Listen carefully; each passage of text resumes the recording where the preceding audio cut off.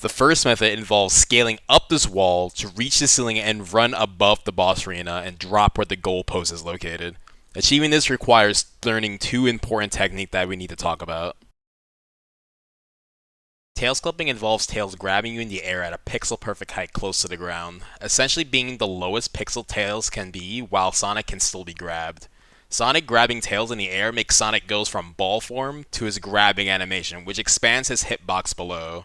But if done correctly, Sonic gets force off of Tails' grabs and he gets clipped into the ground.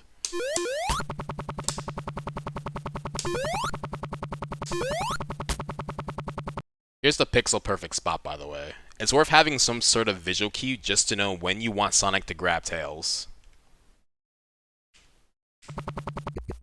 The general strategy is having Tails hover really low into the ground. That way you can have multiple attempts on getting the pixel perfect spot while Tails is continuously hovering within range.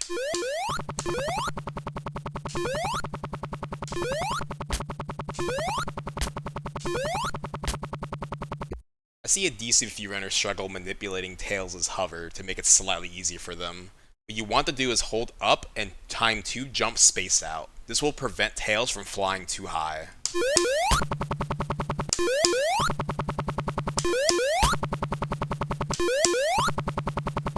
Sometimes Tails has a mind of his own whether he decides to grab you or not. If you end up grabbing Tails after the setup, then perform a down plus jump input as you're descending, and you'll have Tails at a good spot.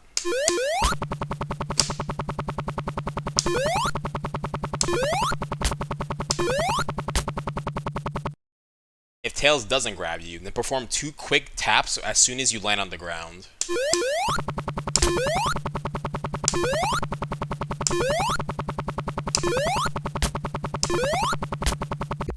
Because of so many factors regarding the technique's success rate, that being Sonic's jump height, Tails' position, and Tails' descension speed, there's unfortunately no clear-cut setup that makes this clip consistent. The best tips I can give is to manipulate Tails, like I said before, and feel out what kind of jumps you need to yield the best chance to get the pixel perfect grab for Tails.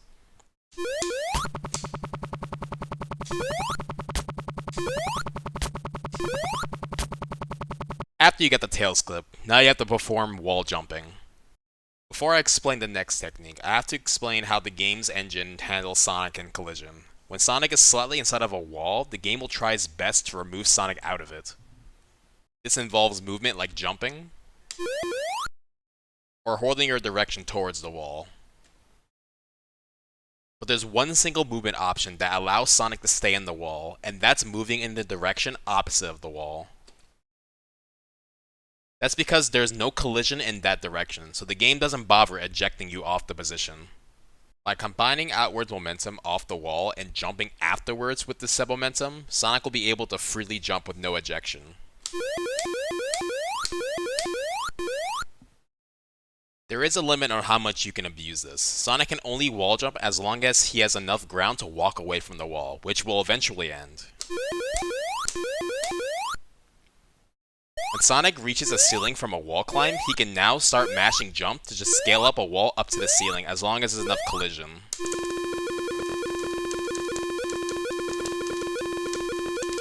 Now we know how the trick works, let's apply this to Metallic Madness 1. In order to reach the ceiling from this spot, you'll have to wall jump 10 times before you're in the clear.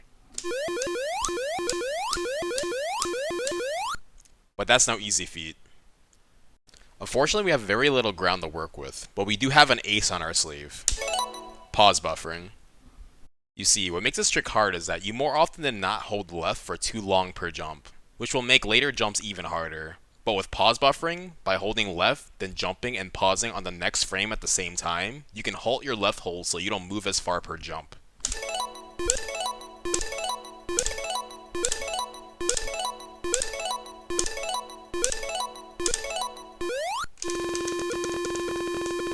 This is definitely tricky. You have to figure out what's the most comfortable way in doing it. For me, I use arcade stick and I button map pause really close proximity to a jump button so I can perform 2 of the required inputs really closely, and it makes it much easier for me.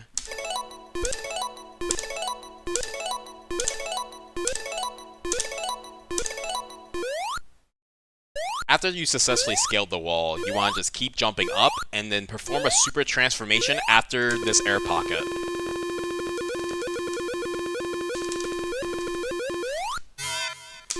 then you want to full jump off of the ceiling and then hold left. If done correctly, you will successfully reach the goalpost. The second method requires going to the background and having super. And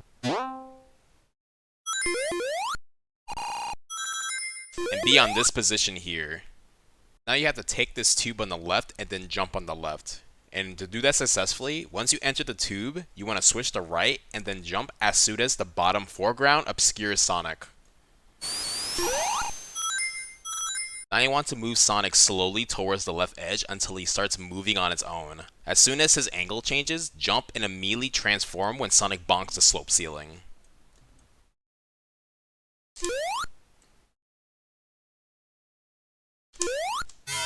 Hold right and go out of bounds.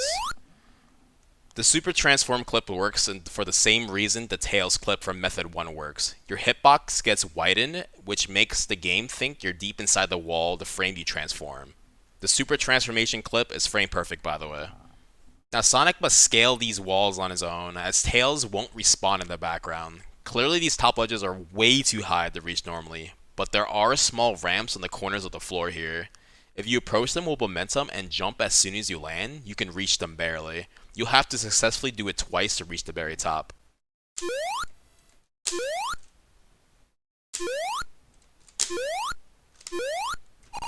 The foreground obscuring you does not make it any easier.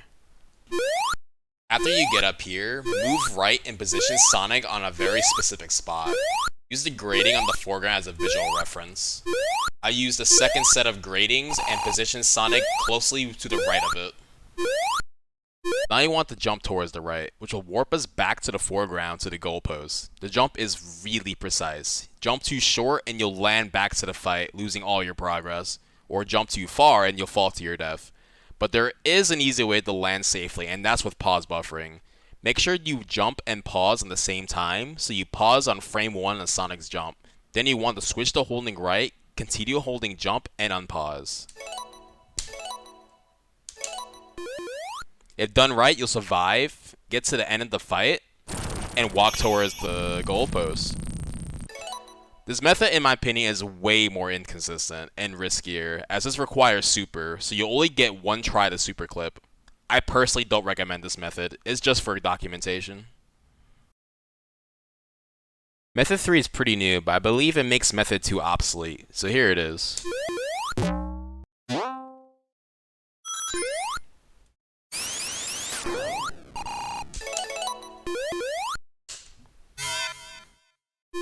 By standing on this exact frame, do a jump and pause on the same frame, switching to right while still holding jump and unpause, you can get a consistent angle that gets to a super clip if you transform on the last possible frame before you bunk the wall.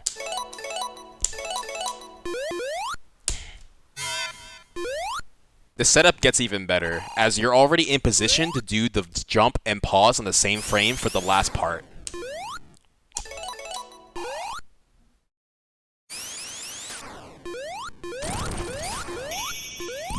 Here's a quicker but harder version of this method. If you full jump on your starting position after taking the plunger, then jump on the exact frame you land, you'll be launched at an angle to get the super clip.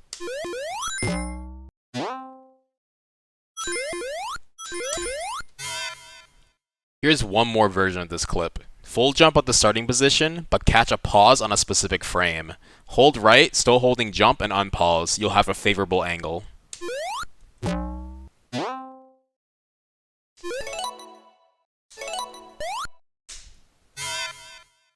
Here are the general time saves these methods offer in comparison to the glitchless route. I believe method 3 is the superior route to go for, as it's clearly the fastest and less input intensive of the bunch.